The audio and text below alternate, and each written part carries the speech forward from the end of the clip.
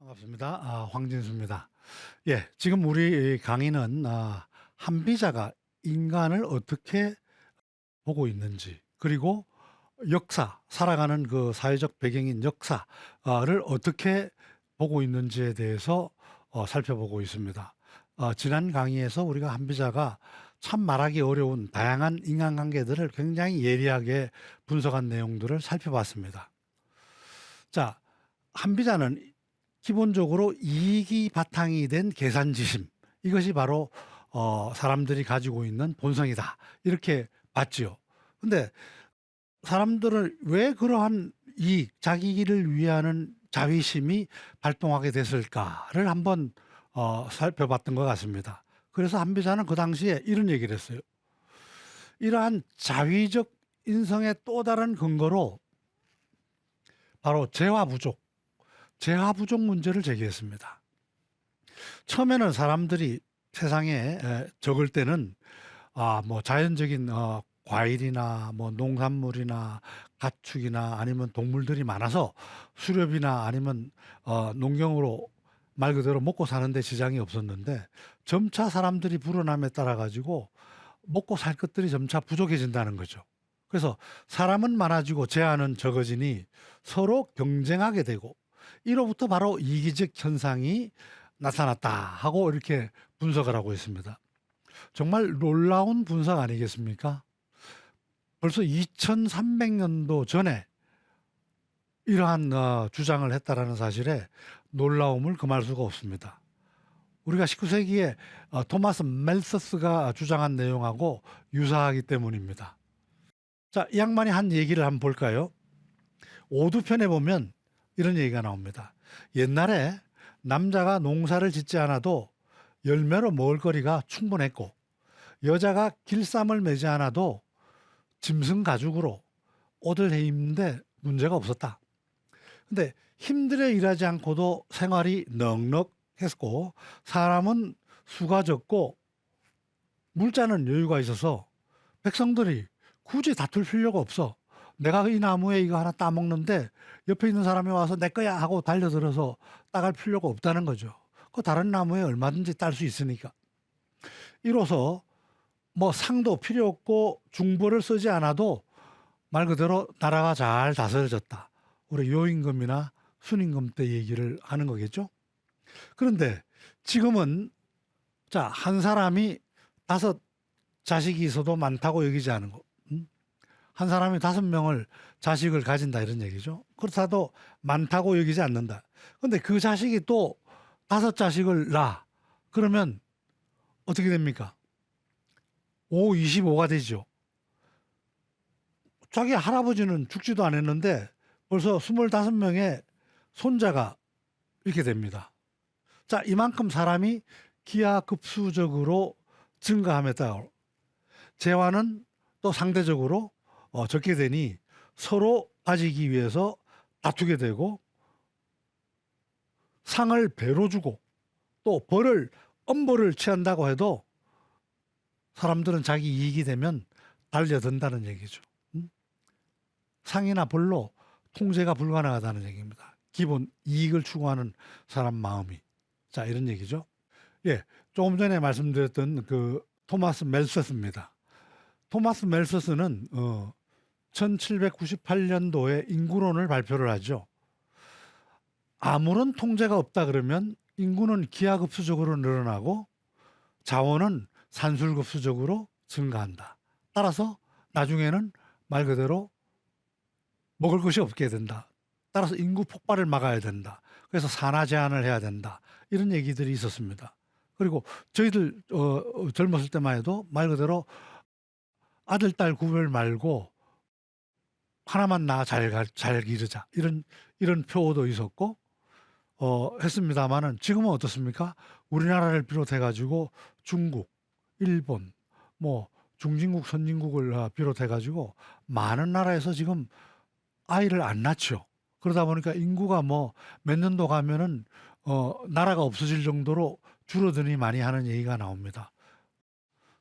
이런 그 또 세태를 이 당시에 지금부터 한 300년 전 멜서스는 예측 못했을 수도 있습니다. 여하튼 2300년 전에 한비자가 예상했던 것을 불과 200한 20년, 40년 전, 250년 전에 토마스 멜서스가 같은 말을 하고 있어요. 자, 이만큼 우리가 한비자의 그 예리한 분석력이 돋보이는 부분이 되겠습니다. 자, 그래서 홀이 오해, 이익을 추구하고 손해를 싫어한다 하는 인간관은 바로 한비자는 이러한 인간관 때문에 이익을 쫓고 피해를 자기한테 손해되는 걸 싫어한다는 이러한 속성 때문에 바로 법제도의 시행이 가능하다. 법제도의 시행이 가능하다는 얘기는 뭔가요? 바로 잘하면 상 주고 못하면 벌 준다 하는 얘기가 되겠습니다. 그래서 국가를 이러한 상벌을 가지고서 국가를 안정시킬 수 있다를 주장하게 됩니다. 우리가 잠깐 그 서양 고대 철학자 중에 대표적인 3명의 얘기도 한번 살펴보도록 하겠습니다. 소크라테스, 델파이 신전에 너 자신을 알라 이렇게 쓴 거를 가지고 얘기를 한 사람이죠. 이 양반이 한 얘기는 인간에게 가장 중요한 것은 그냥 그저 그럭저럭 사는 것이 아니고 선하게 사는 것이다. 선하게. 선하게 산다는 것은 이 양반 얘기는 아름답게 사는 것이기도 하고 또 올바르게 사는 것이기도 하다. 사람은 어떤 경우에도 부정을 저질러서는 안 된다. 자, 이 얘기는 착하게 산다, 올바르게 산다 하는 얘기는 우리가 공자맹자의 사상하고 일맥상통하다고 볼 수 있죠. 물론 서로 알지도 못했을 겁니다. 단지 시기는 비슷해요. 여기 보면 기원전 5세기고 공자보다 좀 늦게 태어났죠. 자, 플라톤, 소크라테스 제자인 플라톤은 소크라테스보다 한 40년 정도 늦게 태어났죠. 이 양반은 정신과 육체의 이원론을 주장했어요. 정신, 말 그대로 정신, 하늘로부터 태어나면서 받은 이 올바른 정신, 이성, 이것이 육체라는 속에 담김으로 해가지고 말 그대로 욕망이 싹 튼다 이런 얘기예요. 그래서 육체 속에 오염되어 있는 이러한 본래 나름대로 이데아라고, 이 양반은 이데아라고 얘기했지만 진리, 정의, 이러한 이성을 올바른 교육을 통해 가지고 제대로 발휘되도록 해 나가야 된다라고 주장한 것이 플라톤입니다. 이 양반은 동굴의 비유, 동굴이 마치 육체 속에 갇혀 있는 올바른 이성을 얘기하는 거죠. 육체가 동굴. 그래서 동굴에서 나와서 햇볕을 봐야지 사람이 깨닫는다. 우리 이성이 올바른 교육을 통해 가지고 말 그대로 제대로 된 역할을 할 수 있도록 만들어줘야 된다. 도덕적 인간이 되도록 해줘야 된다. 자, 이 얘기는 뭐예요? 화성기위, 순자가 얘기한 화성기위론하고 일맥상통하다고 얘기할 수 있겠습니다. 플라톤의 제자였던 아리스토텔레스는 어땠습니까? 이 양반은 현실적, 너무 스승이 이데아, 아주 눈에 보이지 않는 그러한 이데아에 몰두되어 있는 거에 반해서 아리스토텔레스는 모든 것은 현실에 있다. 현실을 어떻게 잘 관리하고 운영해 나가는 데 있다라고 생각한 부분입니다. 그래서 이성과 경험을 바탕으로 한 덕윤리를 아리스토텔레스는 강조를 하게 되죠. 아리스토텔레스의 제자가 누굽니까? 우리 서양에서 보면 알렉산더 대왕이죠. 마케도니아의 왕자로 태어났던 알렉산더 대왕이 말 그대로 알렉산더 제국을 만들죠. 그죠? 그러면서 말 그대로 그 당시에 법을 굉장히 준수하도록 요구를 합니다. 각 지역마다. 아리스토텔레스는 덕의 윤리로서 중용을 주장을 합니다. 공자가 얘기했던 중용이죠. 행복은 쾌락과 도덕 사이에 균형을 잃지 않는 데 있다. 중용을 택한다. 이런 얘기. 중용이라는 것은 뭐냐? 극단을 피한다는 의미다. 이런 얘기예요. 용기, 절제, 긍지 이런 거는 무모하고 비급, 절제라는 건 낭비하고 인색한 것, 긍지라는 건 교만하고 비굴, 이 사이에 어떤 균형점을 찾은 것이 바로 용기, 절제, 긍지다 이런 얘기. 결국 이러한 중용의 덕을 발휘하게 되면 인간은 행복해진다 이런 얘기를 했습니다. 이 얘기는 현실적인 측면에서 본다 그러면 제도의 덕을 얘기한다 그러면은 이거는 한비자하고도 일맥상통하는 부분이 있습니다만은 그 당시에 이성 부분이라든가 덕의 윤리라든가 이런 것들은 어떻게 보면 육아윤리하고 유사한 부분이 또 있다고 얘기할 수 있겠습니다. 자, 그러면 한비자는 이러한 인간관을 가지고 법 제도를 제대로 시행해서 법치국가를 수립해야만 나름대로 부국강병을 이룰 수 있다라고 얘기를 했는데, 그러면 이런 사회 제도를 고치기 위해서 한비는 어떤 역사적 관점, 역사적 시각을 갖고 있었는가를 한번 살펴보도록 하겠습니다. 우리가 법선왕이냐 법후왕이냐 이런 말을 합니다. 법선왕이라는 것은 예전에 그 옛날에 훌륭한 요임금이나 순임금 이런 임금들을 따라야 된다 하는 것이 법선왕이고, 법후왕이라는 것은 그 시대는 한참 옛날 얘기고 어떻게 다스렸다라는 뭐 말 그대로 기록도 없고 따라서 시대도 많이 바뀌었고, 또 시대가 바뀐 시대에 임금을 했던 최근 왕, 최근 임금의 덕행 또는 행실, 규범 이런 거를 따라야 된다라고 하는 것이 법후왕적인 성격이죠. 이 양반은 이렇게 얘기합니다. 오두편에 보면 하나라 시대에, 자, 우죠. 우임금이 세운 나라가 하나라죠. 하나라에 누가 구목이라는 것은 나무로 만든 집이니까 맹수의 위험을 피해 가지고 나무 위에다가 집을 짓는 것이죠. 구목이나 찬수라는 것은 뚫는다, 부싯돌, 비벼서, 여기 그림 나오죠. 비벼서 불을 얻는 방법입니다. 찬수를 행한다면 하나라 시대에 찬수를 행한다면 필히 곤과 우에게 비웃음을 당했을 것이다. 곤이라는 것은 누구냐? 곤이라는 것은 우임금의 아버지예요. 그러니까 하나라 때 얘기를 하는 거죠. 근데 구목이나 찬수나 이런 것은 말 그대로 원시 시대죠. 원시 시대. 요임금, 순임금도 그 더 전에 뭐 이런 그 당시에 행했던 그런 것을 가지고, 방법을 가지고 하나라 때도 이걸 하고 있다 그러면 비웃음을 당한다. 그리고 또 어떤 누가 은나라 주나라 시대의 결독, 호우를 다스리기 위해서 물길을 트는 것이, 이게 우임금이 이제 물길 트는 방법을 했죠. 물길을 트는 것을 행한다면 필히 탕과 무왕, 탕은 누굽니까? 탕임금은 은나라 왕이죠. 하나라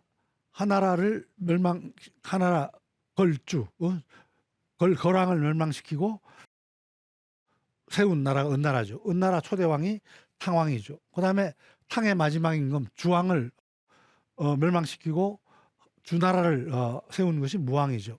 자, 이런 하나라 시대 때 하던 걸 갖다가 다시 은나라나 주나라 시대에 한다 그러면 그 시대 사람들한테 웃음거리가 될 것이다. 그러므로 지금 시대에 누가 요, 순, 우, 탕, 무왕의 도를 찬미하는 자가 있다 그러면 필히 새로 나타난 성인으로부터 비웃음을 사게 될 것이다. 그 옛날 구닥다리 방법 전략 가지고 지금 쓴다 그러면 말이 되겠느냐 이런 얘기죠. 이러한 까닭으로 성인은 옛것을 따르기만을 기필하지 않고 불변의 법칙만을 고집하지 않으며 시대의 문제를 논하여 그것을 근거로 대비책을 세운다. 다시 얘기하면 새 술은 어떻게? 새 부대에 담아야 된다. 이런 얘기입니다.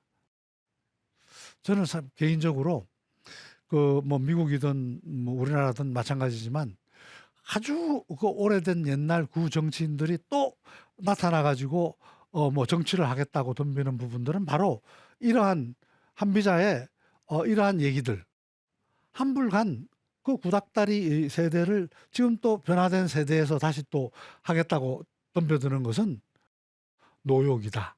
이런 얘기. 그렇게 어떻게 보면 지금 뭐 미국에도 대통령 경쟁을 하고 있죠. 바이든이 너무 나이가 많아가지고 너무 기력이 없어 보이니까 사람들이 좀 반대 세력들을 또 등장시키려고 하는 부분도 있지 않겠습니까? 그죠?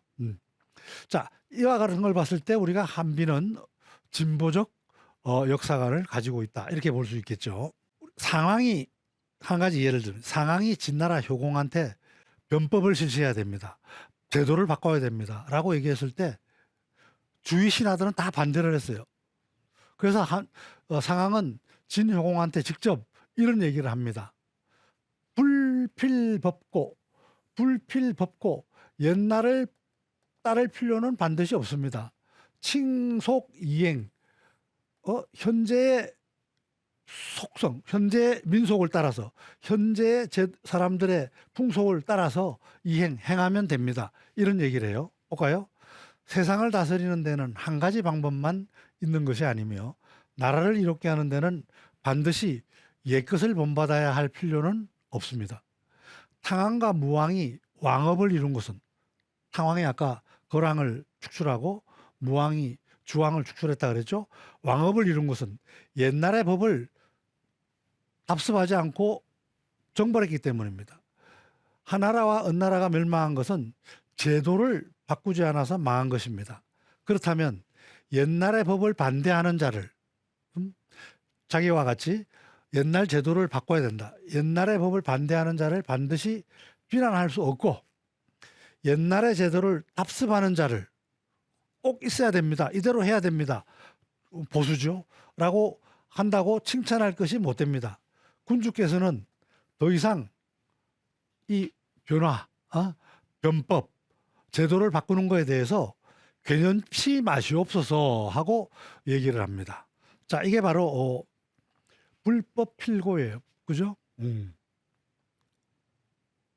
근데 이 옛날 보수들은 또 어떻게 얘기합니까? 불법 필고를 법고 옛날 걸 쫓아서, 그죠? 법고 창신 이런 말도 하죠. 그죠? 법고 창신. 옛것을 본받아 새로운 것을 창조한다. 또는 공자가 얘기한 옹고이지신. 옛것을 따뜻하게 하여 새로운 것을 만들어낸다. 새로운 것을 안다. 이런 그 반대 주장을 할 수 있죠. 자, 그 시대의 문제 해결은 그 시대에 맞는 방식으로 해결해야 된다. 그래서 한비자는 세상이 바뀌면 일하는 방식도 바뀌어야 되고, 그죠? 일하는 방식이 바뀌면 준비하는 대책도 변해야 된다 하는 것이 얘기. 전번에 이 그림 제가 하나 보여줬죠. 이게 뭡니까? 수주대토라 그랬죠? 퀴즈까지 냈죠. 토끼가 한번 그 그루터기에 부딪혀 죽었더니 농부는 일을 안 하고 계속 토끼가 그루터기에 와 부딪혀 죽기만을 바라고 있는 이러한 방식, 이러한 생각 잘못됐다는 거죠. 바꿔야 된다는 거죠. 옛날에 재물을 가볍게 여긴 것은 어지럽기 때문이 아니고 재물이 많았기 때문이다. 옛날에는 사람이 적고 재물이 많았다. 오늘날 다투고 빼앗는 것은 야비해서가 아니고 재물이 적기 때문이다. 천자가 옛날에 요임금은 순임금한테 그냥 물려주고 순임금은 우임금한테 물려주고 이렇게 천자 자리를 자기 아들이 아니고 가볍게 사양하는 것은 그 사람이 고상해서가 아니고 그 당시의 권세가 보잘것 없었기 때문이다. 벼슬자리를 중시하여, 근데 요즘 벼슬자리를 중시해 가지고 서로 관직을 차지하기 위해서 다투는 것은 저급에서가 아니고 권세가 중하기 때문입니다. 그러므로 성인은 많고 적음을 논의하고 박하고 후함을 잘 따져서 정치를 행한다. 따라서 형벌이 가볍다고 자비로운 것이 아니고 처벌이 엄하다고 혹독한 것이 아니며 세속에 맞추어 시행할 뿐이다. 그 나라, 그 시대, 그 시절에 맞는 법 제도를 가지고서 운행해야 된다. 우리가 지금 자꾸 국회에서 문제가 되고 있는 것들이 뭡니까? 금융 관련이라든가 아니면 형법 관련이라든가 가족법 관련이라든가 이런 것들이 우리가 많이 세태는 변했는데 그걸 법이 쫓아가지 못하지요. 그러니까 그 시대는 그 시대에 맞는 법으로서 빨리 갈아타야 된다는 얘기를 하고 있는 겁니다. 맞는 얘기죠. 대비책은 그 일에 맞게 한다. 바로 수주대토가 아니고 창조적 파괴를 해야 된다라고 한비자는 주장을 한 거죠. 자, 이러한 한비자의 역사관은 진보적 역사관이라고 얘기했는데 방금 말씀드린 것 외에도 여러 군데서 나타나고 있습니다. 유도편에 보면 나라는 항상 강한 것도 아니고 항상 약한 것도 아니다. 무상강, 항상 강한 게 아니야. 무상약, 항상 약한 것도 아니다. 그때그때 잘 관리를 해야만 튼튼해진다 이런 얘기죠. 그 다음에 해로편에 보면 정해진 이치는 우리가 이치라는 것은 존망이 있다. 이치가 그냥 끝까지 다 통하는 게 아니다. 시기에 따라서 존재 그게 맞기도 하고 세월이 바뀌면 틀리기도 한다 이런 얘기예요. 사생이 있고 죽고 사는 것이 있고 성세가 있다 이렇게 얘기합니다. 대저 산물은 우리 산물이라는 건 사람도 마찬가지고 존재했다가 사라지고 벼랑간 죽었다가 다시 살아나기도 하고 처음에는 아주 성하다가 나중에 쇠해버리니 항상됨. 여기서 보면 항상됨이면 모든 사물은 항상됨이라고 얘기할 수 없다. 불가위 상이라 항상됨이라고 얘기할 수 없다. 항상 변한다 이런 얘기. 진보적 역사관이에요. 그 다음에 오두편에 보면 상고에는 도덕에 대해서 다투었고 그죠? 옛날 요순 임금 때는 도덕을 다투었고 중세 때는 이 지리 머리 지혜를 다투었고 지금 시대는 이게 한비가 살았던 시대가 언제입니까? 전국 시대 아닙니까? 서로 치고받고 하던 시대죠. 지금은 힘에 대해서 다툰다. 당금 지금은 기력 자기 힘에 대해서 내 나라가 얼마나 힘이 있느냐 내 가문이 얼마나 힘이 있느냐 힘에 대해서 다툴 이러한 시대다 이거예요. 이러한 시대에 옛날에 도덕에 다투었던 그러한 이론을 가지고 와가지고는 안 통한다 이런 얘기죠. 한비 얘기는 시대에 맞게 제도법에 바뀌어야 된다 이런 얘기가 됩니다. 그래서 종합해서 이제 결론을 지으면 한비자의 어떤 인간관과 역사관을 통해서 보면 한비자는 사회가 그 당시에 매우 혼란스러운 것은 인구의 많고 적음이 굉장히 관련이 된다. 그리고 그렇게 따라서 재화가 부족했던 부분들이 반드시 연관이 있다는 얘기예요. 토지 겸병을 하고 저쪽 나라를 먹어 삼키고 하는 것들은 말 그대로 덩치를 키워서 제대로 잘 살아보자 하는 그런 부분들이 있다는 거죠. 두 번째, 인구 증가는 물질 재화의 재생산과 어느 정도 같이 이렇게 증가가 돼야지 인구만 막 증가하고 이 생산은 제대로 증가되지 않으면 이러한 혼란이 가중된다 하는 관심을 가진 겁니다. 굉장히 이게 사회과학적으로 그 당시 깨어있는 분석이 아닌가 싶어요. 그 다음에 사회 문제는 당시에 어떤 육아의 인의예지라든가 덕치, 인의예지가 뭐고 덕치가 뭐냐라고 했을 때 어떤 이렇게 하면 되고 이렇게 안 하면 벌을 내리고 하는 그런 것들이 없다. 이게 구체적인 부분. 어떤 추상적 개념밖에 없다. 해도 되고 안 해도 돼. 안 하면 욕만 먹을 뿐이야. 그런데 시대 발전에 맞아서 실질적 법제도 도입을 통해서 혁신해야 된다. 이렇게 판단을 했던 겁니다. 그리고 한비는 굉장히 그 당시 미워하고 싫어한 부분이 뭐 자기가 공자였잖아요. 서자. 그러니까 종법, 장자를 통해서 쭉 권력이 세습되는 그러한 종법 제도, 종법 질서를 굉장히 싫어했어요. 그리고 그러한 거에 의한 귀족계급 정치 제도를 반대를 한 겁니다. 그래서 뭔가 이 사회를 바꿔야 되겠다. 새로운 사회 질서를 촉구를 한 거죠. 그래서 들고 나온 것이 뭐냐, 한비자는 이러한 인간관과 역사관을 가지고서 들고 나온 것이 옛 법가들이 만들었던 법, 술, 세, 그죠? 법치, 술치, 세치 이걸 잘 종합해서 이걸 말 그대로 한꺼번에 종합적으로 시행해야만 제대로 된 구국 강병을 이룰 수 있다라고 주장을 하게 된 겁니다. 자, 그럼 다음 강의 시간에는 한비의 법, 술, 세의 국가 경영 전략이 어떤 것인지 하나하나 살펴보는 시간을 가지도록 하겠습니다. 자, 감사합니다.